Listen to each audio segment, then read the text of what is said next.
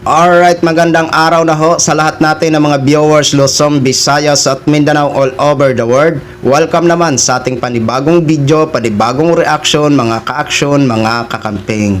Siya na ba ang magmumulat sa kapwa niya DDS na hanggang ngayon ay nagtutulog-tulugan pa rin? Ito ho ang napanood ko na video kay Sir na kung saan aminado ho siya na solid Duterte daw siya. Pero dumating ang panahon na nagpabago sa kanyang paniniwala. At aminado ho siya dito na nabudol ho siya. Handa man sana daw siya makipagpatayan. Ang problema, dumating na ho ang tamang panahon na magbabago ang kanyang paniniwala. Na kung saan ay unti-unti niyang nalalaman o nakikita na lumalabas na ang mga baho ng mga Duterte. Kaya ito ho mga DDS, panoorin nyo at pakinggan nyo ho ito, ang kapwa nyo DDS na nagpapahayag ng kanyang saloobin. Dito ho, nakakahanga nga lang kasi DDS ho siya pero appreciated niya, kumbaga ramdam niya ang ginagawa ng Pangulo. At eto pa, pinapatakbo niya pa si Mayor Lady Robredo sa 2028 elections. Eto mga ka-action, mga kakampeng, pakipalo po muna bago ho natin panoorin si Sir. Ayan po ang kanyang page. Ayan, Edison Carlos. Ayan po ha, pakipalo naman po. Maraming salamat po. Sir, credit or courtesy po sa video nyo. Please allow me to use for informative purposes only. Thank you so much, sir. Ito na, panoorin ho muna natin. Huwag kayong magagalit sa akin mga kababayan. Alam nyo, solid Duterte talaga ako. Kumbaga sa kwan, makikipagpatayan din ako. Kaya lang, dumating na panahon na lumabas na ang kanilang mga baho eh. Unti-unti nang nauungkat. Nabudol ako eh. Maraming nabudol eh. Nagpapakita ka pa naman ng sira yung sapatos na naglalakad, nakakulambo, sasabihin niya na di isang haligi ng bahay ko ay hindi ko na pagawa sa aking pagka-presidente pa. At hindi kumakain sa mga karinderya, ayun ako, I hate drugs, if you destroy my country I will kill you. Yung mga ganong birada. Bilib na bilib talaga ako sa kanya. Mula pa lang ng pangangampanya noon, talagang hindi lang yun. Talagang hanga ako sa kanya. Sa mga bali-balita pa lang nung sa Davao noon. Pero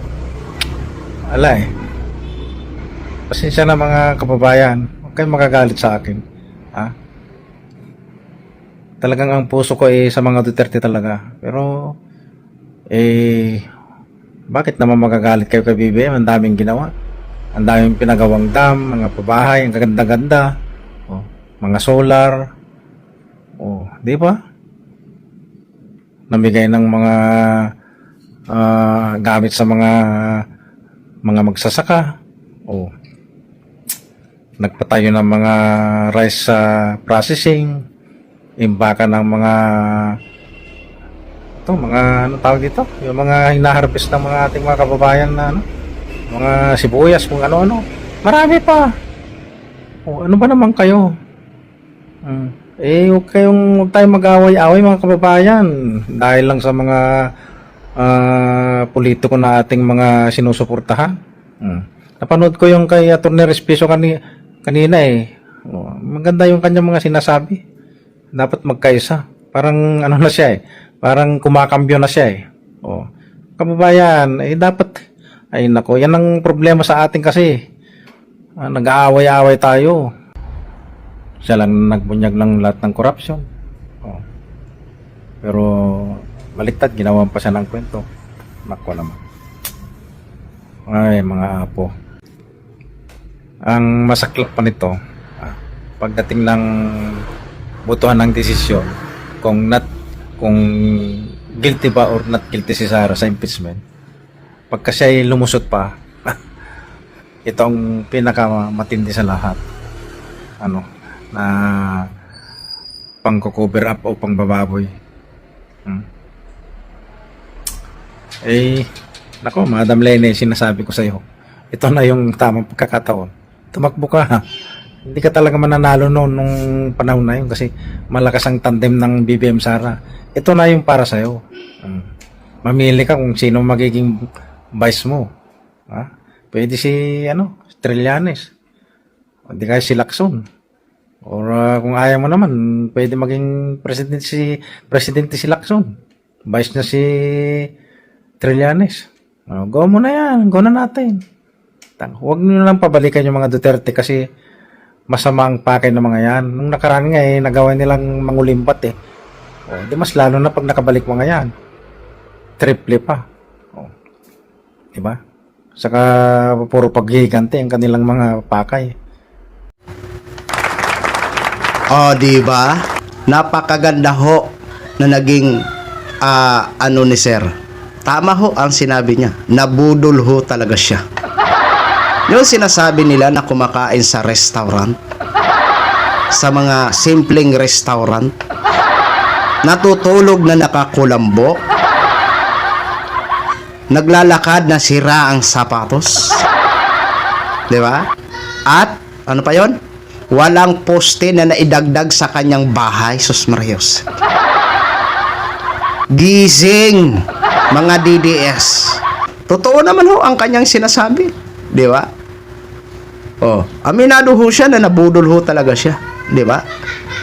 Pagpapanggap lang yan ni Digong. Yung pa tulog-tulog sa kulambo. Yan ang isa sa mga ginamit nilang naratibo noong 2016 election.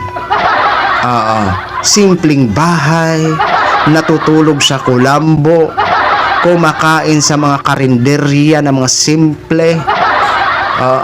Tapos ito ngayon, nung natapos ang kanyang termino, nagbinuwa-buwa pa. Wala akong kahit isang poste na naidagdag sa bahay ko. Yes. Ang maniniwala na lang talagang pulpul. Di ba? Ito yung isang klaseng DDS na ginamit niya ang kanyang talino. Hindi niya hinayaan na talagang malulungho siya sa matagal niyang maling paniniwala. Ginamit ni Sir ang kanyang talino. Hindi siya naging one-sided. Nanood siya, pinakinggan niya ang mga balita, ayan ho, namulat ho siya kung ano ang katotohanan. Di ba? At ito yung dating DDS, di naman natin masabing dating DDS, siguro DDS pa si Sir, no? Pero sa psycho ko ho, unti-unti na ho siyang namumulat. Pero ito yung masabi natin na kahit DDS ho siya, pero na-appreciate niya po ang ginagawa ng Pangulo. Alam nga ho niya ang mga proyekto ng Pangulo, programa ng Pangulo, which is totoo naman ho ang kanyang sinasabi. Di ba? Marami ho proyekto ang gobyerno, programa ang gobyerno na kung saan nakikinabang tayo ng mga taong bayan. Di ba? Ngayon, diyan sa sinasabi ni Sir na pag manalo si Sara, talagang maghihiganti lang yan. Totoo naman ho. Mangyayari at mangyayari ho yan. Tingnan nyo baga. Sa mga DDS supporters, di ba ano bang ginagawa? Sa mga comment section. Magtago na kayo sa 2028. Kahit kahit mga supporters lang pero ang mindset nila, mindset criminal. Sorry pero yan ho ang sinasabi, yan ho ang observation namin. Sa tingin nyo ba, yung si Sara, pag makabalik yan, pag manalo yan sa 2028, hindi yan maghihigante?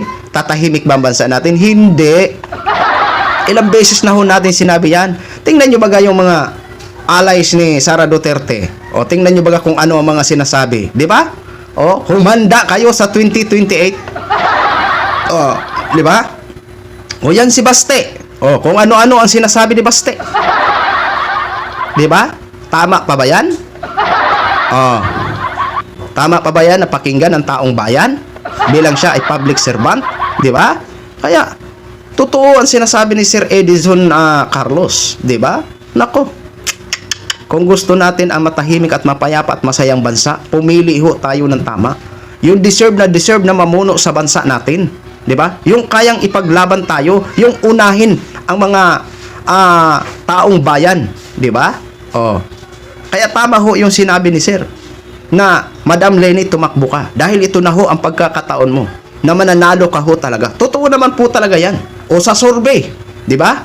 Oh, sa tandem ni Mayor Lenny at ni Tulfo at Aimee at ni Sara. Oh, 40 lang sila Sara. 44 ang tandem ni Tulfo at saka ni Mayor Lenny. 'Di ba? O sa survey po 'yan ha. Pero hindi pa natin sure kasi parehas itong dalawa hindi pa nagde-declare. Oo, 'di ba? Kasi sinasabi nga nila hindi sila tatakbo sa pagka-presidente. Oo. Pero titingnan ho natin. Kaya yan po ang napakaganda na gin-share nito ni Sir Edison sa inyong mga DDS. Buksan nyo kasi ang isipan nyo. Huwag kayo magiging one-sided. Pag-aralan nyo ang mga bawat mga napapanood nyo, mga naririnig nyo. Huwag kayo dyan puro lang sa mga DDS vlogger. Kasi wala hong gagawin yan kung hindi ang puro ikakaganda ng inyong iniidolo na taliwas naman sa katotohanan. Di ba? Oh, yun lang ho mga ka-action, mga kakamping, no? Gin-share ko lang ho sa inyo yan. Maraming salamat po sa ating mga viewers Luzon, Visayas at Mindanao all over the world. Ako po ang inyong lingkod, si The Action Man. Have a good day, everyone.